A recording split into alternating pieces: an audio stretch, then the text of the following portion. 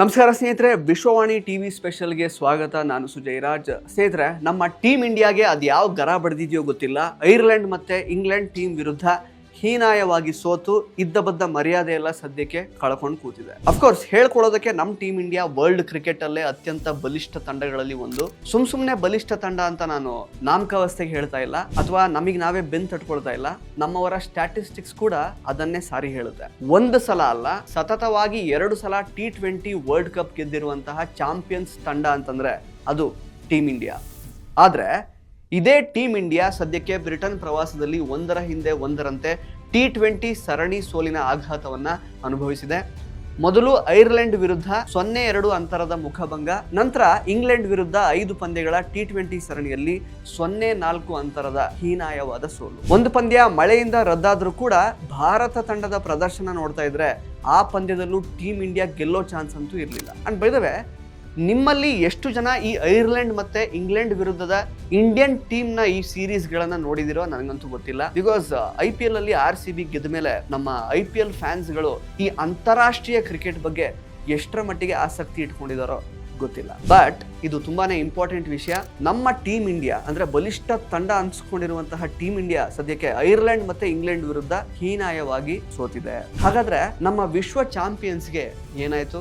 ಇದು ಕೇವಲ ಹೊಸ ನಾಯಕತ್ವದ ಪರಿಣಾಮನ, ಅಥವಾ ಇದ್ರ ಹಿಂದೆ ಇನ್ನೂ ಏನಾದ್ರೂ ದೊಡ್ಡ ಕಾರಣ ಇದೆಯಾ? ಇದೆಲ್ಲ ವಿಷಯನ ಈ ವಿಡಿಯೋದಲ್ಲಿ ಸ್ವಲ್ಪ ಡಿಕೋಡ್ ಮಾಡ್ತಾ ಹೋಗೋಣ. ಅದಕ್ಕಿಂತ ಮೊದಲು ನೀವು ವಿಶ್ವವಾಣಿ ಟಿವಿ ಸ್ಪೆಷಲ್ ಯೂಟ್ಯೂಬ್ ಚಾನಲ್ಗೆ ಸಬ್ಸ್ಕ್ರೈಬ್ ಮಾಡ್ಕೊಂಡಿಲ್ಲ ಅಂತ ಆದ್ರೆ ದಯವಿಟ್ಟು ಸಬ್ಸ್ಕ್ರೈಬ್ ಮಾಡ್ಕೊಳ್ಳಿ. ಹಾಗೇನೆ ಪಕ್ಕದ ಬೆಲ್ ಐಕಾನ್ ಅನ್ನ ತಪ್ಪದೆ ಒತ್ತಿ. ಮೊದಲನೇದಾಗಿ, ತಂಡದ ಆಯ್ಕೆ ಸರಿ ಇದೆಯಾ? ಸ್ನೇಹಿತರೆ, ಫಸ್ಟ್ಲಿ ಟೀಮ್ ಸೆಲೆಕ್ಷನ್ ಬಗ್ಗೆ ಮಾತಾಡಲೇಬೇಕು.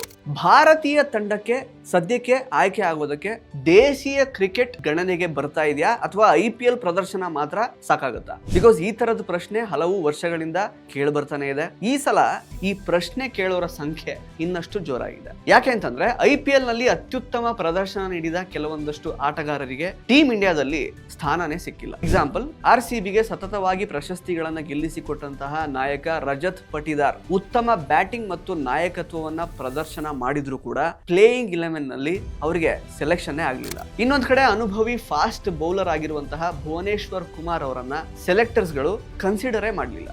ಐರ್ಲೆಂಡ್ ಮತ್ತೆ ಇಂಗ್ಲೆಂಡ್ ನಂತಹ ಸ್ವಿಂಗಿಗೆ ನೆರವಾಗುವಂತಹ ಪಿಚ್ಗಳಲ್ಲಿ ಭುವನೇಶ್ವರ್ ಕುಮಾರ್ ಅಂತಹ ಅನುಭವ ಭಾರತಕ್ಕೆ ಬಹಳ ಉಪಯೋಗ ಆಗ್ತಾ ಇತ್ತು. ಆದ್ರೆ ಅವರಿಗೆ ಸ್ಥಾನನೇ ಕೊಟ್ಟಿಲ್ಲ. ಅಷ್ಟೇ ಅಲ್ಲ, ಬ್ಯಾಟಿಂಗ್ ಮತ್ತು ಬೌಲಿಂಗ್ ಎರಡರಲ್ಲೂ ಪರಿಣಾಮಕಾರಿ ಪ್ರದರ್ಶನ ಕೊಟ್ಟಿದ್ದಂತಹ ಕೃಣಾಲ್ ಪಾಂಡ್ಯ ಅವರನ್ನು ಕೂಡ ಸೆಲೆಕ್ಟರ್ಸ್ ಗಳು ಸೆಲೆಕ್ಟೇ ಮಾಡಲಿಲ್ಲ. ಹೀಗಾಗಿ ಆಯ್ಕೆ ಸಮಿತಿಯ ಡಿಸಿಷನ್ಸ್ ಗಳು ಅಭಿಮಾನಿಗಳಲ್ಲಿ ಅಸಮಾಧಾನವನ್ನ ಹುಟ್ಟಾಗ್ತಾ ಇರೋದಂತೂ ನಿಜ.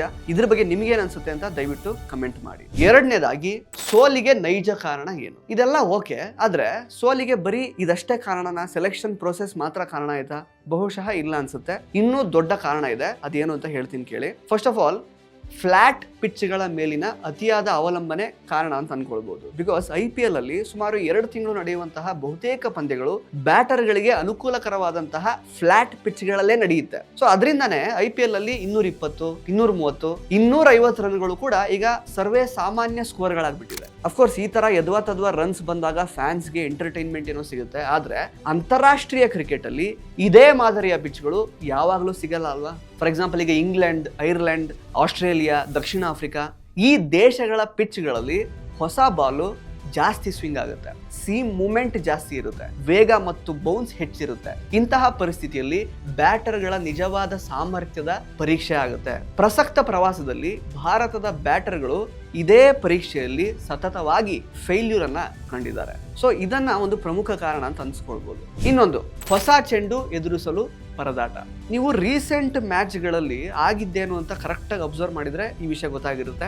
ಹೊಸ ಚೆಂಡನ್ನ ಎದುರಿಸೋದಕ್ಕೆ ನಮ್ಮ ಬ್ಯಾಟರ್ಸ್ಗಳು ಸಿಕ್ಕಾಬಟ್ಟೆ ಕಷ್ಟ ಅನುಭವಿಸ್ತಾ ಇದ್ರು. ಸ್ವಿಂಗ್ ಅನ್ನ ಅರ್ಥ ಮಾಡ್ಕೊಳ್ಳೋದಕ್ಕೆ ಕಷ್ಟ ಪಡ್ತಾ ಇದ್ರು. ಪರಿಸ್ಥಿತಿಗೆ ತಕ್ಕಂತೆ ಇನ್ನಿಂಗ್ಸ್ ಅನ್ನ ಕಟ್ಟೋದಕ್ಕಾಗ್ದೇನೆ ಸಿಕ್ಕಾಬಟ್ಟೆ ಸಮಸ್ಯೆನ ಎದುರಿಸ್ತಾ ಇದ್ರು. ಇದೆಲ್ಲವೂ ಕೂಡ ಸ್ಪಷ್ಟವಾಗಿ ಬೇರೆ ಬೇರೆ ಮ್ಯಾಚ್ಗಳಲ್ಲಿ ಕಾಣಿಸ್ತಾ ಇತ್ತು. ಹಾಗಾದ್ರೆ ಪರಿಹಾರ ಏನು?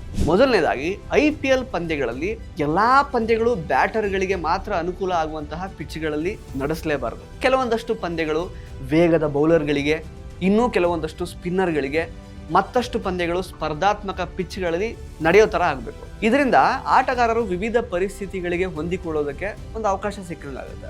ಎರಡನೇದಾಗಿ, ಆಟಗಾರರ ಆಯ್ಕೆಯಲ್ಲಿ ಅನುಭವ ಮತ್ತು ದೇಶೀಯ ಕ್ರಿಕೆಟ್ಗೆ ಹೆಚ್ಚಿನ ಮಹತ್ವವನ್ನ ನೀಡಲೇಬೇಕು.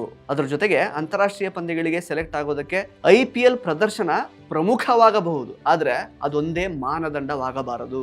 ಮೂರನೇದಾಗಿ, ವಿದೇಶಿ ಪರಿಸ್ಥಿತಿಗಳಿಗಾಗಿ ವಿಶೇಷ ತರಬೇತಿ ಶಿಬಿರಗಳನ್ನ ಆಯೋಜನೆ ಮಾಡಬೇಕು. ಆಗ ಕೆಲವೊಂದಷ್ಟು ಬದಲಾವಣೆಗಳು ಆಗೋದಕ್ಕೆ ಬಹುಶಃ ಸಾಧ್ಯ ಆಗ್ಬೋದು. ಮುಂದಿದೆ ವಿಶ್ವಕಪ್ ಸವಾಲು. ಸ್ನೇಹಿತರೆ, ಈ ಸರಣಿ ಎಲ್ಲ ಬಿಟ್ಟಾಕಿ, ಐರ್ಲೆಂಡ್ ಮತ್ತೆ ಇಂಗ್ಲೆಂಡ್ದಲ್ಲ, ಆದ್ರೆ ಮುಂದೆ ಟೀಮ್ ಇಂಡಿಯಾ ಎದುರು ಇರುವಂತಹ ಸವಾಲುಗಳು ಸಣ್ಣದೇನಲ್ಲ. 2027ರ ಏಕದಿನ ವರ್ಲ್ಡ್ ಕಪ್ ನಡೆಯುವಂಥದ್ದು ದಕ್ಷಿಣ ಆಫ್ರಿಕಾ, ನಮೀಬಿಯಾ ಮತ್ತು ಕೀನ್ಯಾದಲ್ಲಿ. ಅದ್ರ ಜೊತೆಗೆ ನೆಕ್ಸ್ಟ್ 2028ರ T20 ವರ್ಲ್ಡ್ ಕಪ್ ನಡೆಯುವಂಥದ್ದು ಆಸ್ಟ್ರೇಲಿಯಾ ಮತ್ತೆ ನ್ಯೂಜಿಲೆಂಡ್ ಅಲ್ಲಿ. ಈ ಎಲ್ಲಾ ದೇಶಗಳ ಪಿಚ್ಗಳು ಭಾರತೀಯ ಉಪಖಂಡಕ್ಕಿಂತ ಸಂಪೂರ್ಣವಾಗಿ ಭಿನ್ನವಾಗಿದೆ. ಸೊ ಈಗಲೇ ಸರಿಯಾಗಿ ತಯಾರಿಯನ್ನ ಮಾಡ್ಕೊಳ್ಳದೆ ಇದ್ರೆ ಮುಂದಿನ ಜಾಗತಿಕ ಟೂರ್ನಿಗಳಲ್ಲೂ ಕೂಡ ಈಗೇನು ಐರ್ಲೆಂಡ್ ಮತ್ತೆ ಇಂಗ್ಲೆಂಡ್ ವಿರುದ್ಧ ಸಮಸ್ಯೆ ಎದುರಿಸ್ತಲ್ಲ, ಅದೇ ತರದ ಸಮಸ್ಯೆನ ಎದುರಿಸಬೇಕಾಗುತ್ತೆ. ಅಂಡ್ ಈ ಬ್ರಿಟನ್ ಪ್ರವಾಸದ ಸೋಲು ಏನಿದೆಯಲ್ಲ, ಇದು ಕೇವಲ ಒಂದು ಸರಣಿ ಸೋಲು ಮಾತ್ರ ಅಲ್ವೇ ಅಲ್ಲ, ಇದು ಭಾರತೀಯ ಕ್ರಿಕೆಟ್ಗೆ ಬಂದಿರುವಂತಹ ಒಂದು ಎಚ್ಚರಿಕೆಯ ಕರೆಗಂಟೆ. ಸೊ ಈ ಸಂದೇಶವನ್ನ BCCIನವರು ಗಂಭೀರವಾಗಿ ತೆಗೆದುಕೊಂಡ್ರೆ ಮಾತ್ರ ಭವಿಷ್ಯದಲ್ಲಿ ಇನ್ನಷ್ಟು ಬಲಿಷ್ಠ ಟೀಮ್ ಕಟ್ಟೋದಕ್ಕೆ ಸಾಧ್ಯ ಆಗುತ್ತೆ. ಇಲ್ಲ ಅಂತಂದ್ರೆ ಫ್ಲಾಟ್ ಪಿಚ್ಗಳಲ್ಲಿ ರನ್ಗಳ ಮಳೆ ಸುರಿಸುವಂತಹ ಇದೇ ತಂಡ ವಿದೇಶಿ ಪಿಚ್ಗಳಲ್ಲಿ ಮತ್ತೆ ಮತ್ತೆ ಸಂಕಷ್ಟ ಅನುಭವಿಸುವಂತಹ ಪರಿಸ್ಥಿತಿ ಮುಂದುವರಿತಾನೆ ಹೋಗುತ್ತೆ. ಸೊ ಸ್ನೇಹಿತರೆ, ಈಗ ನೀವು ಹೇಳಿ, ಇದೆಲ್ಲದ್ರ ಬಗ್ಗೆ ನಿಮ್ಮ ಅಭಿಪ್ರಾಯ ಏನು? ಭಾರತದ ಈ ಒಂದು ಇಂಗ್ಲೆಂಡ್ ಮತ್ತು ಐರ್ಲೆಂಡ್ ಸರಣಿ ಸೋಲಿಗೆ ಪ್ರಮುಖ ಕಾರಣ ಕೇವಲ ಆಟಗಾರರ ಸೆಲೆಕ್ಷನ್ ಮಾತ್ರನಾ, ಅಥವಾ ಫ್ಲಾಟ್ ಪಿಚ್ಗಳು ಮಾತ್ರನಾ? ನಿಮ್ಮ ಕಮೆಂಟ್ ಅನ್ನ ದಯವಿಟ್ಟು ಟೈಪ್ ಮಾಡಿ ತಿಳಿಸಿ. ಹಾಗೇನೆ ಈ ವಿಡಿಯೋ ಇಷ್ಟ ಆಗಿದ್ರೆ ನಮ್ಮ ವಿಶ್ವವಾಣಿ TV ಸ್ಪೆಷಲ್ ಯೂಟ್ಯೂಬ್ ಚಾನಲ್ಗೆ ಸಬ್ಸ್ಕ್ರೈಬ್ ಮಾಡ್ಕೊಳ್ಳಿ. ಪಕ್ಕದ ಬೆಲ್ ಐಕಾನ್ ಅನ್ನ ತಪ್ಪದೆ ಒತ್ತಿ. ಧನ್ಯವಾದಗಳು.